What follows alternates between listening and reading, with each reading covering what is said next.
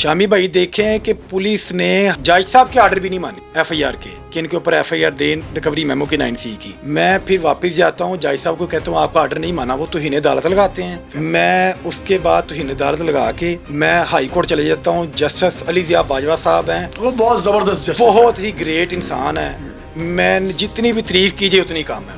तो जस्टिस अली ज़िया बाजवा साहब ने नोटिस किया है कि नेक्स्ट डेट पे 30 डेट थी, 30 CCP लाहौर बिलाल सिद्दीकी मियाना साहब एक तो आए आके जवाब दें कि इतनी देर में एफआईआर क्यों नहीं दी, और दूसरा एफआईआर लेके आए। अली ज़िया बाजवा साहब ने नेक्स्ट डेट दे दी। नेक्स्ट डेट पे क्या होता है, पुलिस वाले क्रॉस वर्शन दे के ले आते हैं, ठीक है, हमने ये रिकवरी मेमो की क्रॉस वर्शन 9C की ये दे दी है। मतलब ये क्रॉस वर्शन ये है कि इन पर जो पर्चा हुआ था ये उसमें मुलजिम थे और पुलिस वाले मुद्दई थे। क्रॉस वर्शन में अब ये मुद्दई बन गए हैं और जो पुलिस वाले हैं वो जो हैं वो एक्यूज्ड बन गए हैं, मतलब वो चर्च उनकी है। उसके बाद तफ्तीश चलती है।